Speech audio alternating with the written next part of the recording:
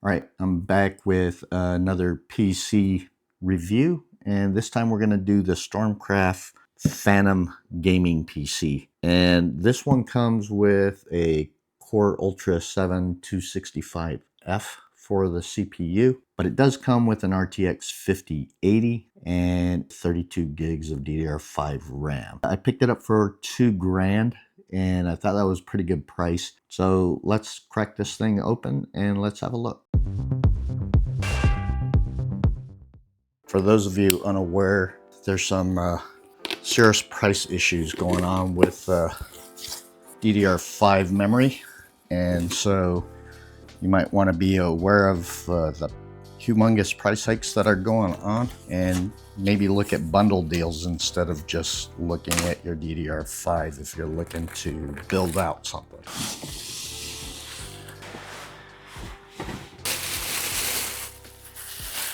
All right. There's our PC. Let's take a look at the accessories. So it looks like we've got a quality control certificate, check marks of the different things that are supposed to come with the PC. The date that this was done was on 11/25. So keep your fingers crossed. This kind of thing is kind of makes you hopeful, right? That they did everything right. So we'll see. And this looks like a quick start guide. All right, and then we got a bag, which has our power cable, Wi-Fi antenna. It's from MSI, so the motherboard's going to be MSI. Right angle SATA, little key for standoffs, adapter cable for the GPU, and MSI anti-sag for the GPU. It says MSI, so it looks like we're going to get an MSI GPU as well. Extra securing mounts for SSDs and stuff. Some securing screws for SSDs. This is a thank you card from Stormcraft. Owner's manual for the graphics card. Installation guide for the motherboard. Nice little add-ons there. Okay, it's a Stormcraft Hermes mouse. Multi-button mouse with a little RGB on it. Got 1, 2, 3, 4, 5. Not sure what this is, but I'm going to count that as a 6th button. And that looks like a decent sized cord, probably about 5 feet or 6 feet. It's a decent mouse. It's a lot better than most other pre-built mice that I've seen.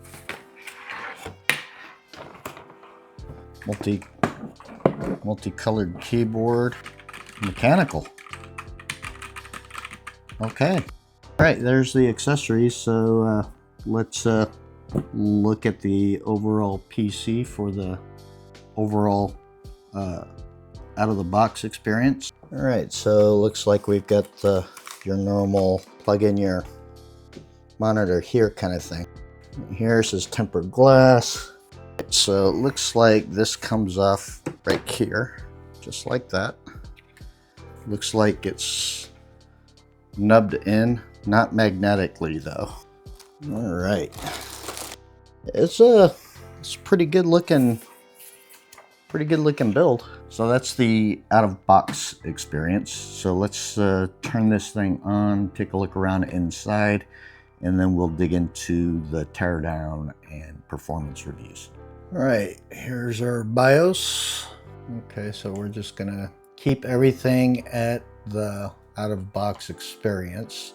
Looks like we've got a BIOS version 1A50, dated June of this year. And it looks like we've got an MSI Pro B860M-A with Wi-Fi. So that's good that it came with Wi-Fi, so that's good. XMP1 is enabled, so that's good. Okay, anyways, so there's our BIOS. So let's go into Windows and see what we got. All right, so looks like we got Microsoft Edge and NVIDIA app. I don't think we have any bloatware going on here. No bloatware other than the stuff that comes with Windows, so that's good. Alright, so I'm going to change the resolution here so that you can better see what we're looking at. Alright, so there's our 265F from Intel. There's our 32 gigs of RAM at 6,000 megatransfers a second. And here's an ADATA Legend 860 2 terabyte drive. And there's our RTX 5080. Doesn't look like we've got any conflicts, so that's good. And the driver for the 5080 is dated October 29th of this year, so that's about as updated as we're gonna get. So version 581.80. All right, so looks like everything's good. Next step is to run some benchmarks off screen, and then I'll be back with the teardown. We have to be cognizant of the thin rails that the side panels sit on, so just be careful when you're pulling out. Otherwise, you know, it could just suddenly drop down. It is nubbed in on the side panels, and I believe the top panel, but we'll find out here shortly. And we got the side panel also nubbed in for the side panel, and it looks like it's got a removable filter, but it's a little on the flimsy side, so just be careful. And we got the top panel also nubbed in, I believe. Yep. And it also has a filter at the top, and it looks okay, so it's magnetically held on, so you can remove that as well. Notice the power supply is routed right here to the back, so if you want to position the power supply to the off position, you have to remove the top, which is a little inconvenient, but at the same time, the way this case is built, you kind of really don't have a choice. So yeah, just be aware of that. You won't be able to power it off on the back of the PC, right? All right, so let's also see if we can take off this front panel. Oh yeah, you can. And it's kind of hooked on right here. There's the little hook right there. I don't know if the camera's going to catch it, but yeah, there's a little hook thing that kind of sits on there. This almost reminds me of the Lee & Lee 011 Mini V2 case, mostly because you got the tilted axis of the fans and the way it's a kind of a dual chamber setup. Just to point out, that power switch was in the off position. So speaking of the off position, so if you're new to PCs and you don't know that you need to take this off and that's in the off position, you're gonna plug it in and think that it's not working when it actually is. So just be aware that that power switch needs to be in the on position before you power on the PC. All right, there's a GPU bracket here. I don't know if you'll be able to see it, but it's not supporting anything. It's sitting off from the GPU. It might be because it gets in the way of the fan. Maybe it sits on the fan too much and stops the fan from spinning. But then again, we got the power cable that's sitting up against the fan as well. So that's not good. If I was the builder, I would have maybe shaped it down like this, which, you know, as you could see, it took me like a second to do that. All right, so let's take the power off the GPU. Okay, so this thing is hinged right here, which is, it's actually, I kind of like that design. And I don't know if this, yeah, it hooks right together, so you can unhook it.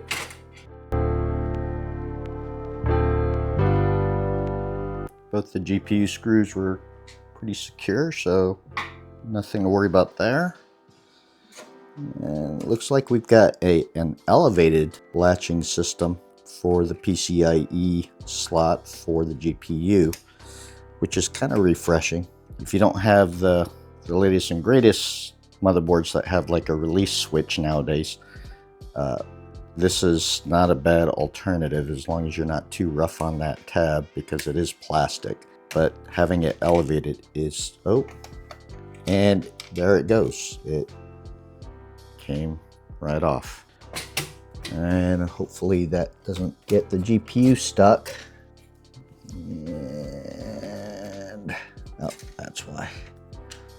I had the port covers in the GPU. That's what was getting it stuck. But yeah, this release latch that I was just saying was kind of cool, kind of sucks. Well, that's just poor design right there.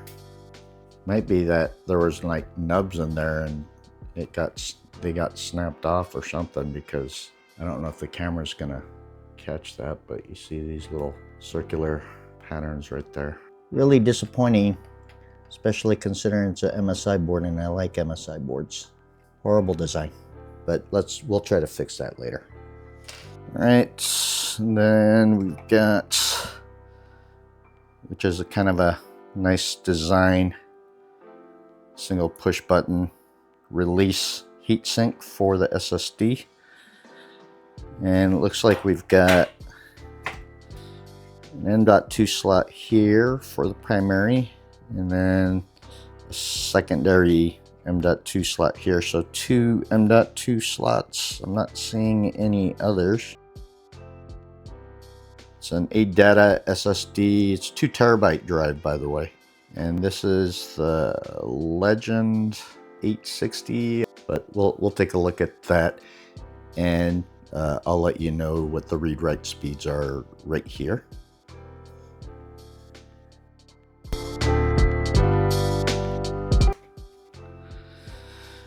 And here we got some ADATA XPG DDR5 memory at 6,000 mega transfers CL48.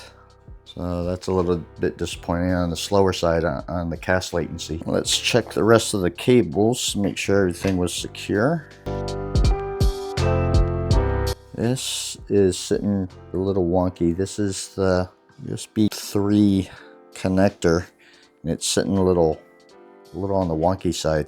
Just kind of sitting at kind of an angle. I'm not happy with that.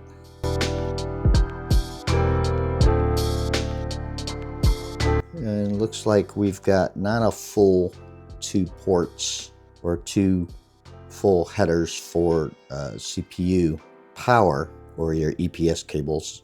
You've got a half of one and then a full 8 right here. There's another one down here for extra power. If you upgrade to the 285K, you're probably gonna need both EPS power cables, especially if you end up overclocking. With the 265F, you don't need it. Just one cable is fine. The cables are all secured, so let's take a look at that thermal paste there.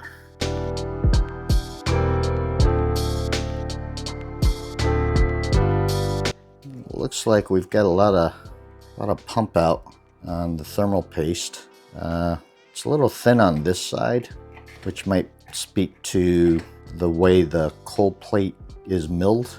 All right, so I'm gonna put this back on. So some minor concerns so far. Let's check all the screws to make sure everything's secure. Okay, so motherboard screws are fine. Let's check fans. Oh, look at that. We got another cable management thing. I don't know if you can see this, but this fan wire that kind of sits here a little bit on the loose side, which could get into the fan right there and cause some problems.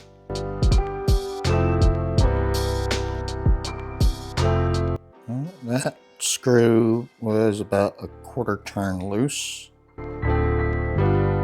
Okay. Let's check the back screws. Okay, those are fine. And here's the back side. That is an interesting choice with the yellow zip ties. And oh my god, look at this little rat's nest for the fan and possibly RGB hub. Looks like it. I might have put the hub like right here instead for, you know, because then you've got bottom and top fans, and so the wires aren't as oddly managed in the front as you saw. And it looks like there's this, yeah, it looks like you unscrew this and it hinges out. Little cover. Looks like you'd be able to take it out with removing these screws completely if you wanted to. Honestly, the cable management isn't bad. There's not a lot wrong with the way they did it, other than the choice of putting the hub down here. I don't even know if it's glued down or if it's screwed down. It looks like it's glued. No, there's a screw right there. So it's screwed down. Looks like a non-modular power supply, which can explain a lot as well as far as cable management goes. Let's put this back. It just keeps free spinning. It won't tighten down anymore. It looks, oh, and that just popped right off. Wow. So far I'm not impressed with this case. This case is a bit of a problem. Yeah, you saw how that popped off, right? It just doink. It's like it fits like this. And the screw is supposed to hold this in place. Not a fan of the quality of this case. It looks nice, but not a fan of the quality. Here's the screws for the power supply. Let's check, make sure that's secure. They are secure. That's another issue right there, is there's no support bracket or shelf to set the power supply on, and because of that it's only held up by the screws themselves, and gravity tells you that could become an issue over time. Looks like we've got a Gamdius Helios 850 watt power supply rated at 880 plus gold, and it looks like on the 12 volt rail we've got 850 watts, so that's good. I'm not sure about the quality for Gamdius. I don't think I've ever used a Gamdius power supply before. So why don't you guys tell me in the comments if you've used a Gamdius power supply before and what your thoughts are. So I think the problem, after putting this back together a little bit, I think this and this is stripped. And this tab is a little bit dented, and there's a lot of pressure coming from all these cables that sit behind it, and so it's bending and warping, and I think that's what's stripping everything out and making it the way it is. And so considering that it's thin gauge aluminum versus plastic hinges and the pressure, it's what caused the problems on both these screws and the hinge. All right, and then on the bottom, looks like we've got shroud kind of filtration for the bottom. So these screws are attached to the bracket that holds these fans. But it also looks like that there's some screws right in here, right to the side, where it kind of tabs in and then pulls out. So we're going to try that.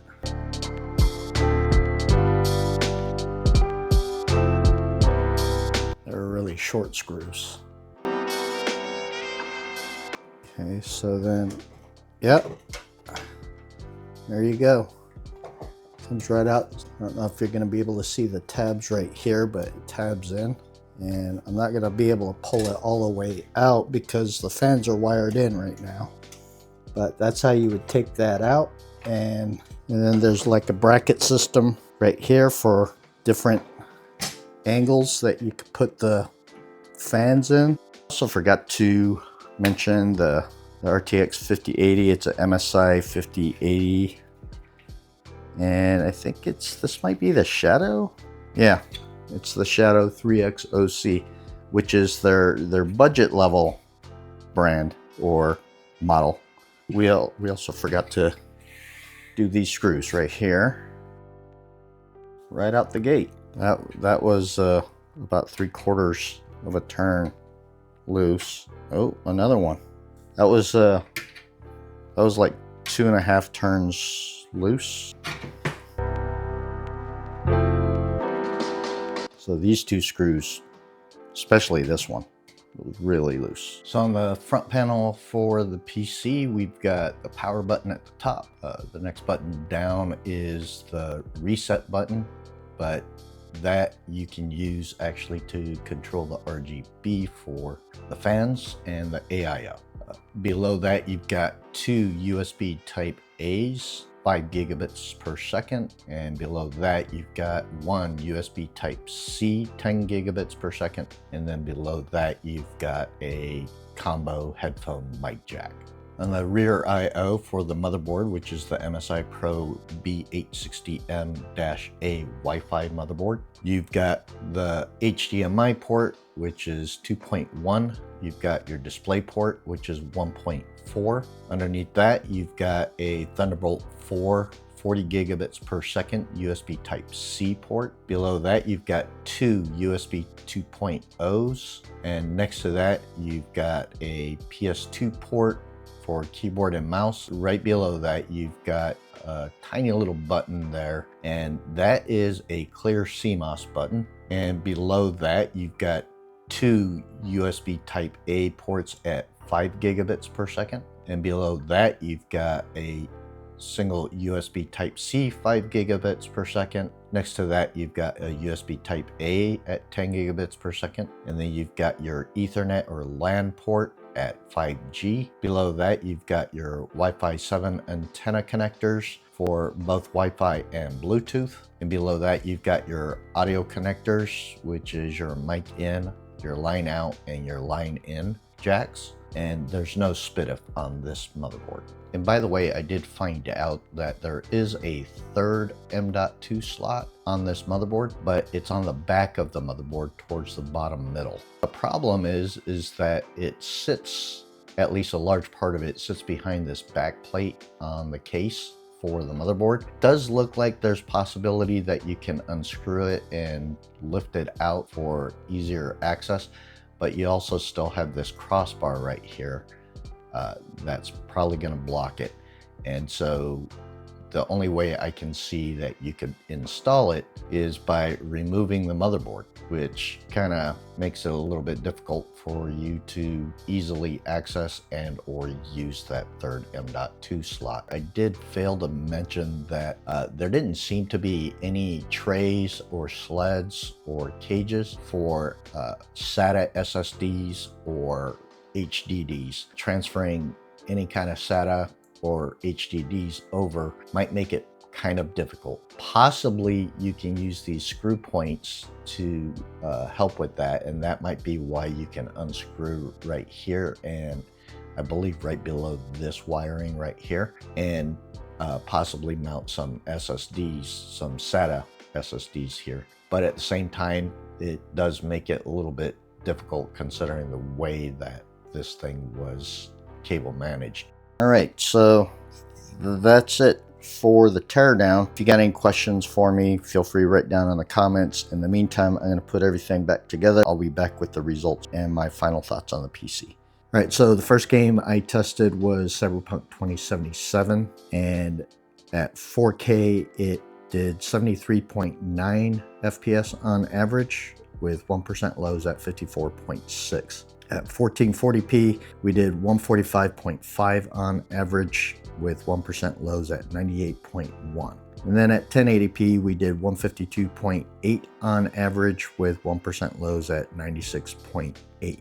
Pretty sure we started getting CPU bound at 1440p with an average GPU utilization of 92%. And it was really obvious at 1080p, where my average GPU usage was 66%. And at the end of that test, the CPU top temperature came in at 64C with a top power draw of 180 watts. And the GPU top temperature came in at 75.4C with the VRAM temperature topping out at 76C, and the top power draw for the GPU was at 338.9 watts. Then we did Black Myth Wukong at cinematic settings, which is their version of ultra settings. We can't turn off scaling on that game. You can only minimize it, and so I minimized it to 25. And at 4K we did 88.6 average FPS with 1% lows at 71.6. At 1440p we did 100.8 on average with 1% lows at 80.7. And at 1080p we did 110 on average with 1% lows at 87.3. The top CPU temperature was 62C, and the top power draw for the CPU was 137.8 watts.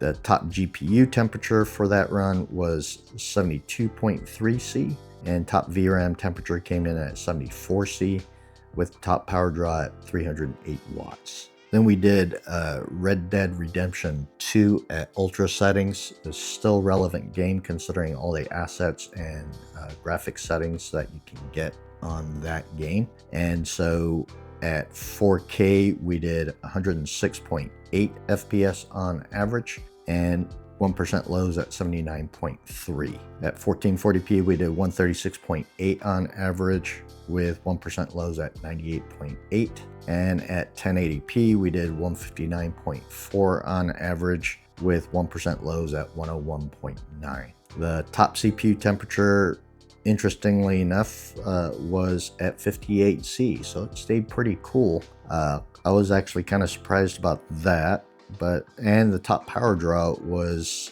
88.1 watts on the CPU. The GPU top temperature came in at 74.2C, the top VRAM temperature came in at 78C, and the top power draw came in at 315.9 watts. Then we did Monster Hunter Wilds at ultra settings. The scaling on that game as well, you can't disable, but you can minimize it at 50. And so with that result, I got at 4K 96.8 FPS on average with 1% lows at 53.4. At 1440p and 1080p, unfortunately, with minimum scaling, the images can look pretty blurred. And so just keep that in mind. The better setting is at 100 on that game scaling. But the 1440p results at scaling set to 50 was 101.3 on average with 1% lows at 59.1, and the 1080p was at 102.4 on average with 1% lows at 61.3. And so we were CPU bound on that setting as well. The top CPU temperature for that run was 68C with the top power draw for the CPU at 133.4 watts. The top GPU temperature for that run was 72.3C with the top VRAM temperature at 74C and the top power draw for the GPU at 303.7 watts. Then we ran the firmware 2.9.0.0, and at 4K we did 166.8 on average FPS and 1% lows at 100.8. At 1440p we did 283.8 average with 1% lows at 130.8. And then at 1080p we did 355.6 on average with 1% lows at 155.2. The top CPU temperature on that run was 50C, which is understandable because it's a GPU intensive benchmark with top power draw of 42.3 watts. The GPU top temperature was at 78.4C with the top VRAM temperature at 74C, and the top GPU power draw was 404.2 watts. Then we ran the 3D Mark Steel Nomad benchmark and at 4K we did 85.4 on average FPS with 1% lows at 53.2. At 1440p we did 163.2 on average with 1% lows at 86.4. And then at 1080p we did 222.2 average with 1% lows at 127.3. Top CPU temperature for that run was 54.8 C. The top power draw was 139.4 watts. The top GPU temperature for that was 75.6 C, with the top VRAM temperature at 74 C and the top power draw at 363.1 watts. Then we ran 3D Mark's PC Mark 10, which does overall productivity benchmarking. That score came out pretty good, and during that run the top CPU temperature came in at 70 C with top power draw of 185 watts. And this being a more CPU intensive benchmark, the GPU top temperature came in at 53.1 C with the top VRAM temperature at 56 C and the top power draw at 183.3 watts. Then we ran Blender 4.5.0 on the CPU side for Monster. We got 170.6 samples per minute. At Junk Shop we did 112.7, and then Classroom resulted in 79.9 samples per minute. On the GPU test on Monster we did 4,399 samples per minute. On Junk Shop we did 2,345.5 samples per minute, and on Classroom we did 2,251.1 samples per minute. And during those runs the top CPU temperature came in at 68 C with the top power draw of 196.2 watts. The top GPU temperature, interestingly enough, came in at 55.7 C with the top VRAM temperature of 66 C and the top power draw of 213.3 watts. Then we ran Cinebench R23 benchmark for the CPU, and the multi-core score came in at 28,328, which is a decent chunk better than the 9800 X3D, whose average is a little over 23,000. The single core score came in at 2202, which is what I kind of pretty much expected it to do. And the top CPU temperature during that run came in at 69 C with top power draw of 192.8 watts. Then we did a couple of exports, 20-minute video export and a 5-minute long video export, each with the exact same 3 filters on each run. And the 20-minute video took 11 minutes and 8 seconds for it to export, and the 5-minute video 3 minutes to export, which is a little on the slower side than I expected. I expected it to be sub 3 minutes, but you know, not a deal breaker. And during that course the top CPU temperature came in at 59 C with the top power draw of 82.9 watts. And the top GPU temperature came in at 32.4 C, and the top VRAM temperature came in at 44 C, and the top power draw for the GPU came in at 55.1 watts. The last benchmark I did was the OCCT version 13.1.14, and I used the combined stress test, which tests the CPU and RAM, LinPack, the memory itself, 3D adaptive, 3D, and VRAM. It tests all those things across the board in a combined workload scenario. It's a 1 hour long test and no errors were found in the system, so that's good. The top CPU temperature during that run came in at 77 C with the top power draw of 195.7 watts. The top GPU temperature for that run came in at 76.2 C with the top VRAM temperature of 74 C and the top power draw of 351.2 watts. All right, so let's get to my thoughts on the PC. So my initial out-of-the-box experience with this PC was actually pretty good. It was better than any other PC that I've reviewed so far. That being said, there were problems.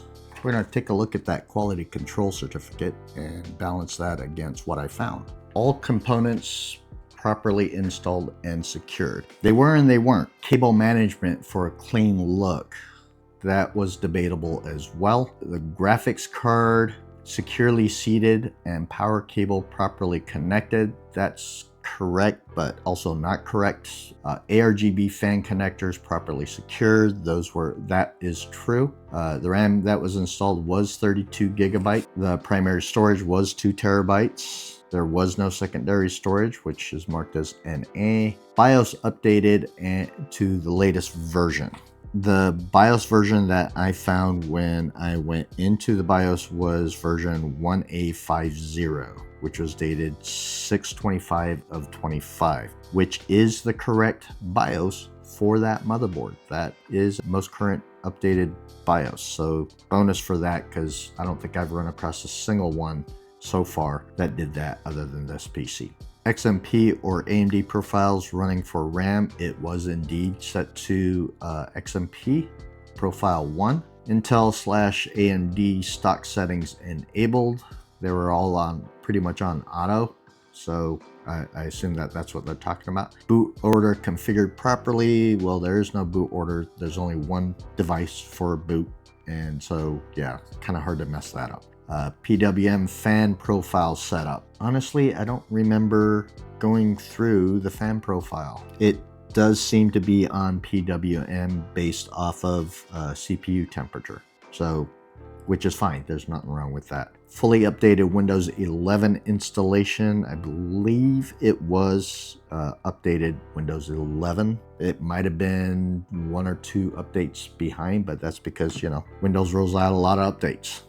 Latest drivers updated, so that was also true for both the motherboard chipset and the GPU. Then with the physical inspection, they're saying no scuffs or blemishes on the chassis or any component, which was true. External packaging in good condition. For them, yeah, but you know, after going through a shipping company, yeah, you're gonna get some damage. I had some damage on the box, but nothing of concern. Expanding foam installed for internal component protection, which there was. For the most part, they did okay on the quality control certificate, but there were things. And so let's talk about that. They made some odd choices for this case, which I pointed out during the teardown, so I'm not going to repeat myself on that. But some of the things that I found do bear repeating. So the GPU support bracket that's right there below the GPU, that's supposed to support the GPU so that you get anti-sag, it's not even touching the GPU. On the power cable, actually I forgot to put the power on the on the GPU. It was angled up, and it kind of like the GPU sat here, and then the power cable comes out and down, and it was like angled up, and it's a formable wire, right? The power cable, and so it can sit firm in the shape that you bend it, and so it was like that, and it was touching the fan on that apex after the downside, right? And so it was up against the fan. And during my testing, I didn't notice, and honestly, I didn't look, but it's possible that it stopped that fan, right? Maybe it didn't. Maybe it did. I don't know. And you see me playing with this. That was another thing, and this was more a motherboard thing, not a Stormcraft thing. See this right here? This is the normal tab you see on the GPU for the GPU on the PCIe slot to lock and release that GPU so that it's secure in that slot. That's what it normally looks like. But then they added on this thing, which I thought initially was kind of cool because it sat a little bit away from the GPU and up a little bit more, so it was easier to reach, and I thought that was kind of cool until I used it. As soon as I pushed it down, and I didn't push all that hard, I pushed down pretty lightly like I normally do, and it snapped right off. The USB 3.0 connector was sitting really askew. It was so askew that it was really worrisome that it was bending or harming the pins for that connector on that header. And all it took was for me to push in the wire underneath this shroud, the red shroud right here, for it to sit properly. The thermal paste on the CPU and the pump for the AIO, there was a decent amount of pump out, which implies that maybe they used a little bit too much thermal paste, but it was a decent chunk, and I'll show you pictures. And the more concerning thing is possibly the milling of the cold plate on the AIO, because there was near bare spot on the right hand side of the CPU's IHS. Also, the fan wire that runs from the front of the AIO, or the fan on the AIO, it sits dangerously close to that front fan. As a matter of fact, that wire was sitting so close to the fan when I looked at it that it had me a little bit worried, and so I had to loosen it a little bit and bring it down below the fan enough where I didn't have to worry about it. The rear fan on the rad right here, we had 2 screws, one on this side towards the glass panel side, and one on sitting diagonally from that nearest to the back panel. Those 2 screws were loose. The one near the glass panel was loose by about 3/4 turn. The more concerning one was the screw near the back panel, which was like 2.5 turns loose. And I said earlier that I'd talk about the air pressure in this system. So this system has a slightly negative airflow, right? Because there's 3 right here and 1 right there. Those 4 fans are set to exhaust, and these 3 are set to intake, which means a negative air pressure. And the reason why you want slightly positive or positive airflow pressure system in your PC is twofold. One, with a positive system, it creates a resistance of dust, so that as dust comes down, it moves around the top of the PC, because dust falls, right? So it moves around the top of the PC, so it doesn't land as much on there, right? Because dust is heavier than air, and so it will have a tendency of falling here. But if you have a positive pressure system, it creates a resistance of that, and so it'll move around to the sides. And secondarily, it also is a lot more efficient in cooling, meaning that you've got more fresh air coming into the case than the case can exhaust too quickly, which then cools your components as that air moves across those components, and then exhausts once that cooler becomes warm or hot. With a negative pressure kind of system, it will possibly move cool air out sooner than it should, before that cool air can cool certain components, and so that becomes a concern. It's just an odd system overall. Once I think about all the things about the case and the way it's set up. By the way, the reset button on here, which is right below the power button, is your RGB control. So you got a decent amount of selections, but as you can see, it is not changing the RAM. The overall system performed as expected. There was no signs of it being a bad system, other than at 1080p, where I ran into some CPU bottlenecks. The only time you're going to do 1080p with a 5080 is if you're doing some competitive gaming. Most people that get a 5080 system, they're looking to play at 1440p or 4K, so and it performed pretty well. As far as the price goes, the $2,000 that I paid for the PC, well, I tried to build a similar PC at the time of purchase, and that was gonna, I think, run me somewhere around like $2,200 to $2,300 for similar components. And so the $2,000 mark that's kind of the sweet spot. If you can find a 5080 PC for $2,000, that's a decent price. Nowadays, with the cost of RAM and everything, probably looking closer to 22 to 2300 for a PC like this. If you can find one for less, fantastic. You should probably pick it up. But if you're in current market states with the RAM the way it is, and you still feel that you need to buy a PC for whatever reason, not want to, but need to, then for a 5080 PC, I'd probably look in the 22 to 2300 range. If you're paying more for that, you're probably overpaying. And if you're wondering about the RAM market and certain possible solutions, you look at one of my previous videos talking about that. And I believe this PC came with a 1-year parts and labor warranty. It might be 2 years. I'll put it up here as we're talking and let you know what it is, but I'm pretty sure it was a 1-year parts and labor warranty, which is pretty standard nowadays for a pre-built PC. That was my first experience with Stormcraft, which is obviously not as popular of a brand as someone like CyberPower PC or Alienware or something like that. Anyways, enough of my rambling. Hopefully you like the information that I provided, and if you did, then please hit that like and subscribe down below. It does help out the channel a ton.